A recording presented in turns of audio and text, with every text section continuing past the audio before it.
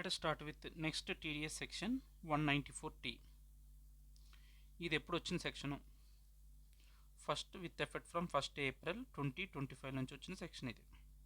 Okay, first of all ఈ section ఏం చెప్తుందో బేసిక్గా ఒకసారి చూద్దాం, ఆ తర్వాత మనం కొంచెం డెప్త్ డిస్కషన్ చేసుకోవచ్చు.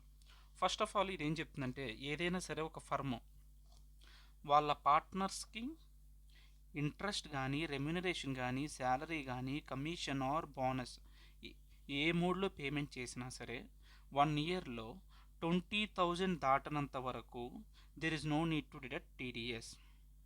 ఎప్పుడైతే థ్రెషోల్డ్ లిమిట్ 20,000 దాటుతుందో అప్పుడు వాళ్ళు టీడీఎస్ ఏం చేయాలి, 10% డిడక్ట్ చేయాలి. ఎవరు డిడక్ట్ చేయాలి? ఫర్మ్ డిడక్ట్ చేయాలి. ఓకే, పార్ట్నర్ రెసిడెంట్కైనా నాన్ రెసిడెంట్ కూడా both. Partner can be either resident or non resident. ఇదే మొత్తం 194T సెక్షన్ చెప్పిన కంటెంట్. ఇప్పుడు దీన్ని మనం ఏం చేస్తామంటే, దీని యొక్క కనెక్షన్స్ డిఫరెంట్ సెక్షన్స్లో ఉన్నాయి. సో మనం వాటిని లింక్ చేసుకుంటూ ఓ బెటర్ అండర్స్టాండింగ్ కోసం చదువుదాం. ఓకే, ఫస్ట్ ఆఫ్ ఆల్ దీని మీద ఎక్కడ క్వశ్చన్స్ లేవు, స్టడీ మెటీరియల్లో కానీ ప్రీవియస్ ఇయర్ క్వశ్చన్స్లో కానీ ఎక్కడ లేవు. ఓకే, ఇక్కడ కాన్సెప్ట్ మీద కొంచెం ఫోకస్ చేద్దాం. ఫస్ట్ ఆఫ్ ఆల్ దీన్ని సెక్షన్ 192తో లింక్ చేస్తా. ఏంటి సెక్షన్ 192?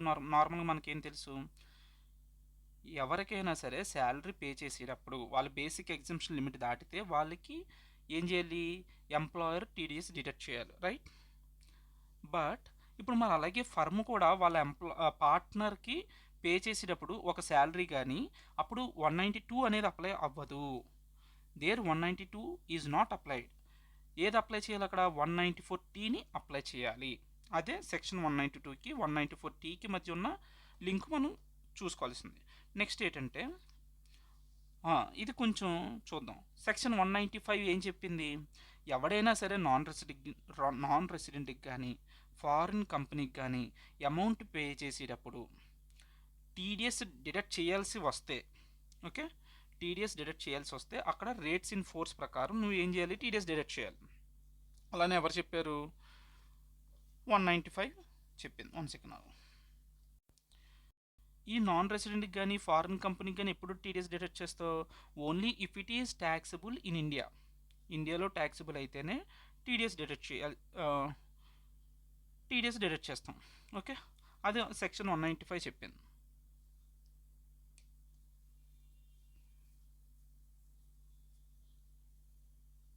నెక్స్ట్ ఏంటంటే, ఇప్పుడు నాకు ఒక డౌట్ వస్తుంది. ఏంటంటే, ఇప్పుడు నువ్వు ఒక సెక్షన్ 194Tకి 195కి మధ్య చూస్తే అప్పుడు నువ్వు ఏది దేని కింద నువ్వు టీడీఎస్ డిడక్ట్ చేయాలి? ఇప్పుడు నాన్ రెసిడెంట్కి ఫర్మ్ పే చేస్తుంది అనుకో, అక్కడ సెక్షన్ 195 అప్లై అవుతుంది, అలాగే 194T కూడా అప్లై అవుతుంది. అప్పుడు ఏమన్నాడంటే, నార్మల్గా ఇది కాన్ఫ్లిక్ట్ సిచ్యువేషన్ వచ్చినప్పుడు 2 సెక్షన్లకి ఈక్వల్ వెయిట్ ఉంటుంది. అక్కడ నువ్వేం వాడాలంటే డాక్ట్రిన్ ఆఫ్ హార్మోనియస్ కన్స్ట్రక్షన్ అనేది వాడాలంట. అసలు అది ఏం చెప్తుందంటే, బాబు నాన్ రెసిడెంట్కి అయితే 195 ప్రకారం వెళ్ళిపో, ఒకవేళ రెసిడెంట్కి అయితే 194T ప్రకారం చేసుకో ఉంటుంది. బట్ ఇన్ డెప్త్ అదంతా అక్కర్లేదు మనకి, జనరల్గా అయితే చాలు మనకి. అలా అని చెప్పి ఇలాగే చేయాలని రూల్ ఏం లేదు. అక్కడ సిచ్యువేషన్ బట్టి, కేసుని బట్టి which ever is more beneficial we can do that. Okay, next ఏంటంటే 195 అయిపోయింది. నెక్స్ట్ ఇప్పుడు మనం వెళ్ళాల్సింది ఏంటంటే 40A 40B. అసలు ఫస్ట్ ఆఫ్ ఆల్ ఏంటి 40A 40B ఎక్కడ ఇవి అంటే, ఇవి పీజీబీపీ చాప్టర్లోంచి వస్తున్న సెక్షన్స్. అసలు పీజీబీపీ చాప్టర్లో సెక్షన్ 40Aలో ఏం చెప్పారంటే, ఎక్కడైనా సరే ఒక సిచ్యువేషన్ టీడీఎస్ డిడక్ట్ చేయాల్సిన సిచ్యువేషన్ వస్తే నువ్వు టీడీఎస్ డిడక్ట్ చెయ్యకపోతే అక్కడ ఏముంది, బిజినెస్ అనేది టీడీఎస్ డిడక్ట్ చేయాలి. బట్ వాళ్ళు టీడీఎస్ డిడక్ట్ చేయలేదనుకో, ఆ ఎక్స్పెన్స్ మీద ఎవరికి పే సారీ మళ్ళీ క్లియర్గా చెప్తా. ఎవరికి పే చేస్తున్నావు? ఒకవేళ రెసిడెంట్కి పే చేస్తున్నావా, ఓకే, వాడికి అక్కడ ఆ పర్టికులర్ సారీ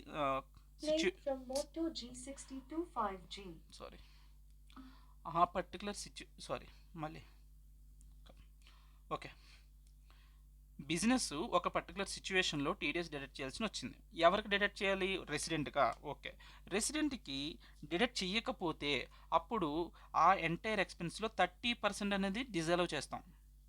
బిజినెస్ కెనాట్ పిఎండ్ఎల్లో వాళ్ళ ఎక్స్పెన్స్ కింద చూపించుకోలేరు. అదే ఒకవేళ నాన్ రెసిడెంట్ కనుక ఎక్స్పెన్స్ మనం టీడీఎస్ డిడక్ట్ చేయాలి అనుకో, వాడు టీడీఎస్ డిడక్ట్ చేయలేదనుకో, వాడికి ఏం చెప్పింది, నాన్ రెసిడెంట్కి అయితే 100% డిసలౌడ్. ఎందుకంటే ఆ నాన్ రెసిడెంట్ ఇప్పుడు తప్పించుకుంటే మళ్ళీ మనం ఫ్యూచర్లో పట్టుకోలేం కదా వాడిని. సో అప్పుడు ఏం చెప్తుంది, 100% డిసలౌడే. ఎప్పుడు అలౌ చేస్తారు, ఎప్పుడైతే నువ్వు డిడక్ట్ చేసి గవర్నమెంట్కి పే చేస్తావు, then it is allowed as expense. Okay, ఇదంతా ఎవరు చెప్పారు, సెక్షన్ 40A చెప్పింది. మరి సెక్షన్ 40B ఏం చెప్పిందంటే స్పెసిఫిక్గా పార్ట్నర్స్కి ఇంట్రెస్ట్ కానీ రెమ్యునరేషన్ కానీ పే చేసేటప్పుడు ఇంట్రెస్ట్ అయితే ఎంతవరకు అలౌ చేసింది, ఓన్లీ 12% పెర్ యానం, సంవత్సరానికి 12% మాత్రమే ఇంట్రెస్ట్ పే చేయాలి. అది కూడా ఎప్పుడు, ఇంట్రెస్ట్ కానీ రెమ్యునరేషన్ కానీ ఎప్పుడంటే 2 కండిషన్స్ ఉన్నాయి. ఒకటి ఏంటంటే ఇంట్రెస్ట్ అయితే ఖచ్చితంగా నీ పార్ట్నర్షిప్ డీడ్ అనేది ఆథరైజ్ చేయాలి, పార్ట్నర్స్కి ఇంట్రెస్ట్ పే చేయాలని చెప్పి నీ పార్ట్నర్షిప్ డీడ్ ఆథరైజ్ చేస్తేనే అప్పుడు 12% పెర్ యానం అనేది ఇస్తాడు. ఒకవేళ నీ పార్ట్నర్షిప్ డీడ్ ఆథరైజ్ చేయలేదనుకో, అప్పుడు ఇంట్రెస్ట్ 12% ఇవ్వచ్చా, ఇవ్వకూడదు, ఇట్ ఈస్ డిసలౌడ్. ఓకే, ఆ పాయింట్ మనం గుర్తుంచుకోవాలి. నెక్స్ట్ ఏంటంటే రెమ్యునరేషన్ పే చేయాలి అనుకుంటే నీ పార్ట్నర్కి, అది ఎవరికి పే చేయాలి, ఓన్లీ వర్కింగ్ పార్ట్నర్ మాత్రమే పే చేయాలి. ఎంత పే చేయాలి అంటే నీ యొక్క ప్రాఫిట్స్ కనుక అప్ టు 6 lakhs అయితే, నీ దగ్గర ప్రాఫిట్స్ ఉన్నారు ఎంతో కొంత, ఆ ప్రాఫిట్స్లో ఫస్ట్ 6 lakhs వరకు నువ్వు ఏం చేయొచ్చు, either 3 lakhs or 90% of the book profits whichever is higher you can pay. ఆ తర్వాత ఇంకా రిమైనింగ్ బ్యాలెన్స్ మీద ఏం చేయాలట, 60% of the book profit you can pay. అది కూడా ఎవరికి పే చేయాలి, ఓన్లీ వర్కింగ్ పార్ట్నర్. ఇంతకు మించి నువ్వు పే చేస్తానంటే 40B ఏం చెప్తుంది, డిజాల్వ్ చేస్తుంది. ఓకే, ఈ 2 పాయింట్ మనం గుర్తుంచుకోవాలి. ఇప్పుడు యాక్చువల్లీ ఇదంతా అక్కర్లేదు ఇప్పుడు డిస్కషను, బట్ ఓకే లెట్ పోయింది రివైజ్ చేసుకుందాం. బుక్ ప్రాఫిట్ ఎలా క్యాలిక్యులేట్ చేయాలని చెప్పి మనకి ఎవరు చెప్పారు, ఆల్రెడీ సెక్షన్ 40B చెప్పేసింది మనకి. మనం ఒకసారి రివైజ్ చేసుకుంటున్నాం. ఇక్కడ ఏంటంటే నార్మల్గా కంపెనీకి ప్రాఫిట్స్ ఉంటాయా, ఎస్ ప్రాఫిట్స్ ఉంటాయి. ఆ ప్రాఫిట్స్ నుంచి నువ్వు ఇప్పుడు ఏం చేస్తావు, నార్మల్గా బిజినెస్ కింద ఏమేమి ఎక్స్పెన్సెస్ ఉంటాయో ఆ ఎక్స్పెన్సెస్ అన్నీ క్లెయిమ్ చేసుకోవచ్చు, రైట్. ఆ ఎక్స్పెన్సెస్ అన్నీ క్లెయిమ్ చేసుకొని ఈవెన్ అన్అబ్జర్వ్డ్ డిప్రిసియేషన్ కూడా నువ్వు క్లెయిమ్ చేసేసుకో. బట్ ఏది క్లెయిమ్ చేయకంటే రెండు క్లెయిమ్ చేయకు. ఒకటి ఇంట్రెస్ట్ రెమ్యునరేషన్ మాత్రం తీయకు. అవి తీయకుండా మిగిలిన ఎంతైతే ఉంచిందో దాన్ని పక్కన పెట్టుకో. దాంట్లోంచి ఇప్పుడు ఏం చేయాలి నువ్వు, మనకి పార్ట్నర్షిప్ డీడ్ ఆథరైజ్ చేస్తే అప్పుడు ఏం చేస్తావు అంటే ఇంట్రెస్ట్ 12% వరకు పే చేసేది, ఇంట్రెస్ట్ 12% తీసేస్తే నీకు ఏదైతే వచ్చిందో దీన్నే బుక్ ప్రాఫిట్ అంటాం. ఈ బుక్ ప్రాఫిట్స్లో తర్వాత ఏం చేస్తావు నువ్వు, పార్ట్నర్స్కి ఇవ్వాల్సిన రెమ్యునరేషన్ క్యాలిక్యులేట్ చేసి, ఇదిగో ఈ పైన చెప్పిన మెథడ్స్లో నువ్వు రెమ్యునరేషన్ క్యాలిక్యులేట్ చేసి రెమ్యునరేషన్ ఇస్తావు పార్ట్నర్స్కి. అప్పుడు ఏది వస్తుందంటే నెట్ ప్రాఫిట్, ఫర్మ్కి వచ్చిన నెట్ ప్రాఫిట్ ఉంటుంది కదా, దీన్ని ఏం చేస్తాం అంటే మన పార్ట్నర్స్కి పంచుతాం. ప్రాఫిట్ని పంచినప్పుడు టీడీఎస్ డిడక్ట్ చేయాలా, ట్యాక్స్ డిడక్ట్ చేయాలంటే అసలు ప్రాఫిట్ పంచినప్పుడు అసలు no need to deduct any tax. Okay, profit distributed to partners section 10(2)A కింద it is exempted, but it is taxable under in the hands of the firm చేతుల్లో ఫ్లాట్గా 30% tax అయిపోతుంది కాబట్టి వీటి పార్ట్నర్స్కి అది ఎగ్జామ్ చేసేసాం. ఓకే, ఇప్పుడు నెక్స్ట్ పాయింట్ ఏంటంటే 10(2)A కింద అది ఎగ్జామ్ చేసాం, బట్ శాలరీ, బోనస్, కమిషను ఇంకేదన్నా వేస్లో మనం ప్రాఫిట్ షేర్ చేస్తే మాత్రం ఎగ్జామ్ట్ రా. మిగిలిన వేరేది మిగిలిన కేసెస్లో లైక్ ఏంటి, శాలరీ, బోనస్, కమిషన్ ఫామ్లో మనం పే చేస్తే అక్కడ సెక్షన్ 194T అనేది అట్రాక్ట్ అవుతుంది. ఎంత, పెర్ ఇయర్ 20,000 దాటితే అప్పుడు ఏం చేయాలి, ఫర్ము 10% టీడీఎస్ డిడక్ట్ చేయాలి. ఓకే, సో మనం ఇప్పుడు ఏం చేసామంటే 40B, ఇప్పుడు మనం అంతా మాట్లాడింది 40Bతో మనం 40Bని మనం రివైజ్ చేసుకున్నాం. ఇప్పుడు మనం interplay between the section 40A, 40B and 194T మధ్య ఇంటర్ప్లే ఎలా జరుగుతుందో సెక్షన్స్ మధ్య చూద్దాం. ఇది అక్కర్లేదు. ఓకే, చాలా జాగ్రత్తగా ఇక్కడ ఒక ఫర్మ్ ఉంది. ఫర్మ్లో పార్ట్నర్స్ ఉంటారు కదా, పార్ట్నర్స్కి రెమ్యునరేషన్ పే చేస్తుంది. రెమ్యునరేషను మనకి 40B ప్రకారం ఒక బుక్ ప్రాఫిట్స్ క్యాలిక్యులేట్ చేసి అంతా క్యాలిక్యులేట్ చేస్తే 40B ప్రకారం ఎంత పే చేయాలి అనుకో, ఇది ఒక ఎగ్జాంపుల్ అనుకో, 5 lakhs పే చేయాలనుకో, కాదు 4 lakhs పే చేయాలి. బట్ వీడు ఎంత పే చేశాడు, 5 lakhs పే చేశాడు. అంటే ఇప్పుడు ఫర్మ్‌కి ఎంత డిజల్వ్ చేస్తాడు? 1 లాక్ డిజల్వ్ చేస్తాడు. మరి ఎంత అలౌ చేస్తాడంటే ఓన్లీ 4 లాక్స్ మాత్రమే వాడికి ఫర్మ్ యొక్క పీ&ఎల్‌లో 4 లాక్స్‌ని ఎక్స్‌పెన్స్ కింద క్లెయిమ్ చేసుకోవచ్చు. ఓకే. ఓకే. నెక్స్ట్ ఏం చేయాలి? ఈ పార్ట్నర్ ఎవడైతే ఉన్నాడో వాడు బిజినెస్ ఇన్కమ్ ఎంత చూపించుకోవాలి? 4 లాక్స్ చూపించుకోవాలా? 5 లాక్స్ చూపించుకోవాలా? అంటే ఇక్కడ మనకి ప్లే అయ్యే సెక్షన్ ఏంటంటే section 28 of PGBP. Charging section కదా మనకి. ఛార్జింగ్ సెక్షన్ 28 ఏం చెప్తుందంటే పార్ట్నరు ఫర్మ్‌కి ఏదైతే అలౌ చేస్తున్నారో ఎక్స్‌పెన్స్ కింద అది మాత్రమే పార్ట్నరు వాడు ఇన్కమ్‌లో చూపించుకోవాలని చెప్పింది. ఒకసారి చూద్దాం సెక్షన్ 28 చూడు. ఇది సెక్షన్ 28 ఫ్రమ్ పీజీబీపీ. అందులో ఒక పాయింట్ చూడు, 8th point, interest, salary, bonus, commission or any remuneration received by partner ఏదైతే రిసీవ్ చేసుకున్నాడో ఫ్రమ్ ఫర్మ్ ఆర్ ఎల్ఎల్పి ఎంత చూపించాలి? Up to deduction allowed to firm or LLP. దాని అర్థమైంది కదా. ఫర్మ్కి ఏదైతే డిడక్షన్ అలౌ చేశారో అది మాత్రమే నీ ఇన్కమ్లో చూపించుకోవాలని చెప్తున్నాడు. అందుకే నేను ఏం చేస్తాడు ఇప్పుడు? 1 సెకండ్ ఆగు. ఓకే, ఇప్పుడు మనం ఎక్కడి వరకు వచ్చామంటే ఫర్మ్ ఎంత ఎక్స్పెన్స్ అలౌడ్ అంటే 4 ల్యాక్స్, అలాగే పార్ట్నర్ ఎంత చూపించుకుంటుంటే 4 ల్యాక్సే. మరి ఇప్పుడు టీడీఎస్ నేను 4 ల్యాక్స్ మీద కడితే సరిపోద్దా? ఎవడు ఫర్మ్ అనేది ఏం చేయాలి? టీడీఎస్ డిడక్ట్ చేయాలి. ఇప్పుడు ఎంత డిడక్ట్ చేయాలి? 4 ల్యాక్స్ మీద, 5 ల్యాక్స్ మీద? క్వశ్చన్ అర్థమైంది కదా. బట్ టీడీఎస్ సెక్షన్ 194T ఏం చెప్తుందంటే బాబు నీకు ఎంత అలౌడ్ చేయాలి, సెక్షన్ 28 ఇవన్నీ మాకు అనవసరం. నువ్వు ఎంతైతే పే చేస్తున్నావో దాని మీద 10% 20,000 దాటితే, ఇప్పుడు ఎంత వాడికి పే చేసేది ఫర్ ఎగ్జాంపుల్ 5 ల్యాక్స్ అంటే 1 ఇయర్లో థ్రెష్ హోల్డ్ లిమిట్ 20,000 దాటింది కదా. ఎంత పే చేస్తే దాని మీద 10% టీడీఎస్ డిడక్ట్ చేసి అంటాడు అంతే. ఇంకా దాంట్లో వాడు ఇంకేం ఎండ్ అనమాట. సో టీడీఎస్ ఇప్పుడు 5 ల్యాక్స్ మీద డిడక్ట్ చేయాలి. ఇప్పుడు నువ్వు కరెక్ట్గా అబ్జర్వ్ చేస్తే ఇప్పుడు జాగ్రత్త విను. ఇప్పుడు టీడీఎస్ సెక్షన్లో ఏం చెప్తుంది? టీడీఎస్ డిడక్టెడ్ 5 ల్యాక్స్ అంటే టీడీఎస్ ప్రకారం నీ ఇన్కమ్ ఎంత చూపిస్తుంది? 5 ల్యాక్స్ చూపిస్తుంది. బట్ పార్ట్నర్ యొక్క రిటర్న్ ఆఫ్ ఇన్కమ్లో ఎంత చూపిస్తుంది? 4 ల్యాక్స్. అంటే నువ్వు ఇప్పుడు ఏమంటాడు మళ్ళీ అసెసింగ్ ఆఫీసర్, ఒరే నువ్వు తక్కువ చూపిస్తున్నావు ఇన్కమ్ అని చెప్పి there is a miss match వస్తుంది అనమాట. అంతే కదా. So there is a chance for miss match. ఇక్కడ ఏంటంటే సిస్టమ్ గ్లిచ్ ఉంది. సో వాళ్ళు ఏం చేయాలంటే ఇన్కమ్ ట్యాక్స్ ఆఫీసర్స్ దీన్ని రెక్టిఫై చేయాలి.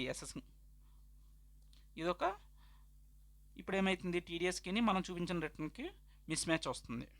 ఓకే, అది సేమ్ ఇదే కేసులో ఇప్పుడు రెమ్యునరేషన్ కాకుండా ఇంట్రెస్ట్ పర్స్పెక్టివ్లో చూస్తే ఇంట్రెస్ట్ ఒకేలా 1,80,000 రా, 12% మొత్తం. సారీ, క్లియర్గా మాట్లాడదాం. ఫర్మ్ ఉందిరా, ఫర్మ్ ఏం చేస్తుంది? పార్ట్నర్స్కి ఇంట్రెస్ట్ పే చేస్తుంది. ఎంత పే చేస్తుంది? 1,80,000. ఈ 1,80,000లో మనకి ఎంత మనం మాట్లాడుకుంది? 40B ప్రకారం ఓన్లీ 12% మాత్రమే మనకి అలౌ చేస్తారు. ఈ 1,20,000నే వీడు ఏం చేయాలి? ఫర్మ్లో పీ&ఎల్లో ఎక్స్పెన్స్ కింద క్లెయిమ్ చేసుకోవాలి. మరి బ్యాలెన్స్ 60,000 ఏం చేస్తారు? డిజలౌడ్ టు ద బిజినెస్. మరి పార్ట్నర్ కూడా ఏం చేయాలి? పార్ట్నర్ వాడి బిజినెస్లో వాడి పర్సనల్ ఇన్కమ్లో ఎంత చూపించుకోవాలి? 1,20,000 చూపించాలి. 60,000 వీడు చూపించుకోడు. ఇప్పుడు నువ్వు టీడీఎస్ దేని మీద కడతావు? టీడీఎస్ 1,80,000 మీద కడతావా, 1,20,000 మీద కడతావా అంటే 1,80,000 మీద టీడీఎస్ కట్టాలి. ఓకే, అదే ఇక్కడ చెప్తున్నాడు చూడు. 194T ప్రకారం ఈ మొక్క ఎక్కడదంటే ఇది ఆరిష్ కన్సార్ మెటీరియల్లో తీసుకున్న పాయింట్ ఇది. ఓకే చూడు, 194T కింద on the entire salary interest received by the partner even if it is not fully taxable under section 28. అంతే కదా. సెక్షన్ 28 కింద ఓన్లీ 1,20,000 నీకు ట్యాక్సిబుల్ అవుతుంది. బట్ మాకు సెక్షన్ 28తో సంబంధం లేదు, ఫుల్లీ ట్యాక్సిబుల్ అని చెప్పి ఫుల్ అమౌంట్ మీద టీడీఎస్ డిడక్ట్ చేయమంటాడు. For instance a firm pays 1,80,000, అది 18% ఆఫ్ ఇంట్రెస్ట్కి ఈక్వల్ అట. అందులో 12% ఎంత? 1,20,000. ఇప్పుడు నువ్వు టీడీఎస్ డిడక్ట్ చేయాల్సింది ఎంత? ఇప్పుడు వీడు ఏమంటున్నాడు చూడు ఒకసారి. 12% అనేది 1,20,000. ఇది ఏం చేస్తారు? ఇది deductible in the hands of the recipient partner. The balance 60,000 is not deductible and calculating the firm's taxable income by virtue of 40B. This is and is not taxable in the partner's hand, section 28. However, tax is deductible 140 on the interest and on the entire interest of 1,80,000. వాడు చెప్పేది ఏంటి? Business చేతుల్లో 1,20,000 expense కింద claim చేసుకోవచ్చు. And partner వాడి ఇన్కంలో 1,10,000 as per section 28 1,20,000 చూపించుకోవాలి. But TDS మాత్రం 194T కింద వాడు ఏం చేయాలి, 1,00,000 ఎంటైర్ 1,80,000 మీద టీడీఎస్ డిడక్ట్ చేయాలని చెప్తున్నాడు. ఓకే, ఇది ఎప్పటి నుంచి ఎఫెక్టివ్గా వచ్చింది, ఫస్ట్ ఏప్రిల్ 2025 నుంచి. It is 194T is inserted with effect from 1/4/2025. Hence no TDS is required during the financial year 24-25. Okay, next ఇక్కడ వరకు మన క్లారిటీ వస్తుంది. నెక్స్ట్ ఏంటి, ఇది ఒక పాయింట్ చూడు. Section 197 and 197A are not applicable in case of tax deducted under section 194T. 197, 197A అనేది not applicable అట. వాట్ ఈజ్ 197 అండ్ 197A అంటే చూద్దాం. ఇప్పుడు నేను ఉన్నానండి, నా ఇన్కమ్ ఇప్పుడు ఉండు, ఇప్పుడు చూద్దాం, ఈ మెటీరియల్ చదువుదాం. ఇది ఎవరిది, బన్వర్ బరోన్ సార్ మెటీరియల్. నేను చాలా మెటీరియల్స్ రిఫర్ చేస్తున్నాను కదా, బట్ ఒక్కొక్క పాయింట్ ఒక్కొక్క చోట బెటర్ క్లారిటీ వస్తుంది కాబట్టి నేను అన్నీ రిఫర్ చేసుకుంటున్నాను. ఓకే, సెక్షన్ 197 ఏం చెప్తుంది, ఒక ఎస్ఎస్సికి టోటల్ ఇన్కమ్ కానీ టోటల్ రిసిట్స్ ఆఫ్ ఇన్కమ్ కానీ నాట్ లయబుల్ టు ట్యాక్స్. వాడిది ఇప్పుడు ఎలా మాట్లాడుతుంటే, ఒక ఎస్ఎస్సి దగ్గర ఇన్కమ్ ఏదైతే ఉందో అది నాట్ లయబుల్ టు ట్యాక్స్ అనుకో. అప్పుడు ఏం చేయాలి, ఈడు అసెసింగ్ ఆఫీసర్కి ఒక రిక్వెస్ట్ పెట్టుకోవాలన్నమాట, అప్లికేషన్ పెట్టుకోవాలి. అసెసింగ్ ఆఫీసర్కి అప్లై చేసుకున్నప్పుడు అసెసింగ్ ఆఫీసర్ ఏం చేస్తాడు, వాడు నీ కేసు అంతా స్టడీ చేసి, ఇప్పుడు అసెసింగ్ ఆఫీసర్ కనుక సాటిస్ఫై అయితే వాడేమంటే నీకు ఒక సర్టిఫికేట్ ఇష్యూ చేస్తాడు. ఆ సర్టిఫికేట్ పట్టుకుని నువ్వు డిడక్టర్ దగ్గరికి వెళ్తే వాడు నీకు either he will deduct at the lowest rate or no TDS is deducted by the deductor. నీకేం అర్థం కలదు కదా నేను చెప్పింది. దాని ఒక డయాగ్రామ్తో చూద్దాం. చూడు, ఇప్పుడు నేను ఉన్నానండి, నా ఇన్కమ్ ట్యాక్స్, నా ఇన్కమ్ మీద ట్యాక్స్ పడతారా, నన్ను వదిలేయండి అని చెప్పి నువ్వు ఎవరికి అప్లికేషన్ పెట్టుకున్నావు, 197 కింద అసెసింగ్ ఆఫీసర్కి అప్లికేషన్ పెట్టుకున్నావు. ఓకే, ఏమని, నాకు టీడీఎస్ డిడక్ట్ చేయొద్దు, లేదు అంటే లోవర్ టీడీఎస్ డిడక్ట్ చేయండి అని చెప్పి నువ్వు అసెసింగ్ ఆఫీసర్కి అప్లై చేసుకుంటే, అసెసింగ్ ఆఫీసర్ సాటిస్ఫై అయితే వాడు ఏం చేస్తాడు, సర్టిఫికేట్ ఇస్తాడు 197 కింద. ఆ సర్టిఫికేట్ పెట్టుకొని నువ్వు ఎవరి దగ్గరికి వెళ్ళాలి, నీ డిడక్టర్ ఎవడు, ఎస్బీఐ నీకు ఇంట్రెస్ట్ ఇస్తున్న దాని మీద దేని మీద నీకు డిడక్ట్ చేయాలి. ఆడికి నువ్వు ఈ 197 కింద సర్టిఫికేట్ ఇస్తే వాడు ఏం చేస్తాడు, either he will as per నీకు ఇచ్చిన సర్టిఫికేట్లో ఏదైతే ఉందో దాని ప్రకారం వాడు టీడీఎస్ డిడక్ట్ చేస్తాడు. ఎయిదర్ లోవర్ టీడీఎస్ డిడక్ట్ చేస్తాడు, లేదంటే no TDS will be deducted based on the certificate. ఇదంతా ఎవరు చెప్పారు, 197. ఇప్పుడు 197A ఏం చెప్తుందంటే, ఇప్పుడు నువ్వు డిడక్ట్ అంటే మనకి ఏంటంటే, ఇది మోస్ట్ ఆఫ్ ద కేసెస్ ఎక్కడ జరుగుతుంది అంటే, నేను చూసిన ప్రాక్టికల్ లైఫ్లో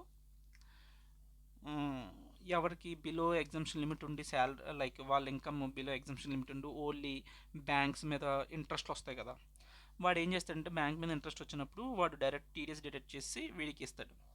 బట్ టీడీఎస్ అసలు ఎవరికి పే చేయాలి, టీడీఎస్ ఎవరైతే బేసిక్ ఎగ్జామ్షన్ లిమిట్ దాటాడో వాడికి ట్యాక్స్ అనేది లెవీ చేయాలి కదా గవర్నమెంట్. సో ఇటువంటి సిచ్యువేషన్లో ఎలా జరుగుతుందో చూద్దాం. ఒకవేళ డిడక్ట్, ఇప్పుడు నేనే అనుకో, I'm not a senior citizen, right? So ఇప్పుడు నేనేం ఏంటి ఇలా చెప్తాను, నేను ఒక స్ట్రక్చర్లో చెప్పట్లేదు. Wait, let me reconstruct my words.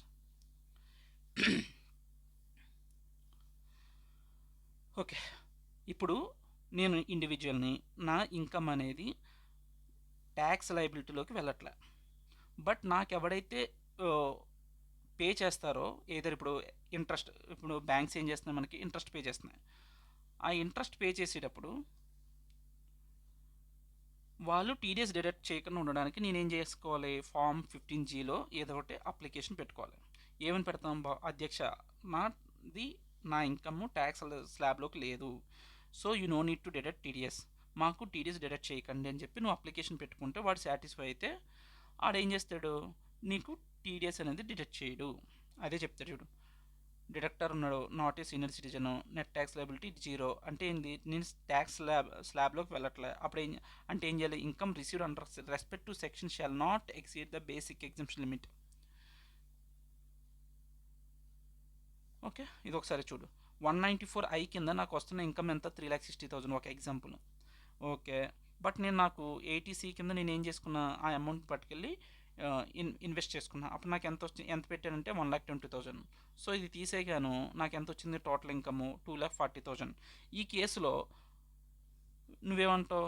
Sir నాది 2,50,000 కదా సార్ బేసిక్ ఎగ్జామ్షన్ లిమిట్, నేను దానికన్నా బిల్లులో ఉన్నాను, నాకు 115G కింద నాకు టీడీఎస్ డిడక్ట్ చేయకండి అని చెప్తే వాడు వింటాడా? వినడు. ఎందుకు వినడు? ఎందుకంటే నువ్వు చూడాల్సింది ఆఫ్టర్ డిడక్షన్స్ ఇచ్చిన తర్వాత ఇన్కమ్ కాదు, ఇవ్వకముందు చూడాల్సిన ఇన్కమ్. నీకు డిడక్షన్స్ ఇవ్వకముందు ఉన్న ఇన్కమ్ నీ బేసిక్ ఎగ్జామ్షన్ లిమిట్ దాటింది. సో నువ్వు 15G కింద యు ఆర్ నాట్ ఎలిజిబుల్. ఒకవేళ ఒక సీనియర్ సిటిజన్ అయితే, అంటే వాడిది ఏజ్ 65 years ఉంటే, వాడు ఈ రెస్పెక్టివ్ కేసులో వాడికి మాత్రం ఇది చెక్ చేస్తారు, 2,40,000. సో ఇట్ ఈజ్ నాట్ ఈ ఇన్కమ్ చెక్ చేసి అది బేసిక్ ఎగ్జామ్షన్ లిమిట్ దాటలేదు కాబట్టి వాడికి ఏం చేస్తారంటే 15H కింద వాడైతే క్లెయిమ్ చేసుకోవచ్చు. అదే చెప్తున్నారు చూడు. 15H అనేది డిడక్ట్ సీనియర్ సిటిజన్ ఉంటే, నెట్ ట్యాక్స్ లయబిలిటీ నిల్ ఉంటే, then he can claim. So ఇదొక్కసారి బన్వర్ బరునా సార్ మెటీరియల్లో చూద్దాం. చూడు 197A declaration form 15G and 50H. Total income of the resident is below basic exemption limit during the year. No TDS shall be deducted under section. అప్పుడు ఏం చేయాలి? వాడు టీడీఎస్ డిడక్ట్ చేయాల్సిన అవసరం లేదు. అది ఏ సెక్షన్స్కి చెప్తున్నాడు చూడు. 192A, 193, 194, 194A, DDA, IK. అంటే ఇవి నార్మల్గా ఏముంటాయంటే పెన్షన్ ఫండ్, రెంట్, ఆ తర్వాత ఏంటి interest income, interest on securities, ఆ తర్వాత ఇలా కొన్ని ఉన్నాయి, వాటి మీద అప్లికబుల్ అయ్యే వాటిలోంచి వస్తున్న ఇన్కమ్ మీద మాట్లాడుతున్నాడు. If assessee furnishes self declaration to the payer in form 15G, అప్పుడు అది ఏం చేస్తారంటే వాటికి ఎగ్జామ్ చేస్తారు. Benefit will not be available if the incomes are referred to in the above sections itself is beyond the basic exemption limit. However, in case of resident senior citizen, he may furnish Form 15H requesting for non-deduction as long the tax payable during the year is nil, even by way of rebate under section 87A.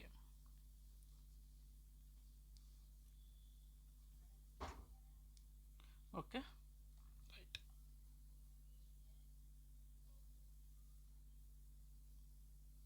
So with this, we are done with the concept of 194T. Actually దీని మీద questions అయితే నాకు కనిపించలేదు. So మనం interplay between sections చూసాం. ఏం ఒకసారి చూద్దామా ఏం నేర్చుకున్నాం ఇందులో. సెక్షన్ 28 గురించి మాట్లాడుకున్నాం. 192, 195A, 40A, 40B, 197, 197A, 15G, 15H. Okay, thank you.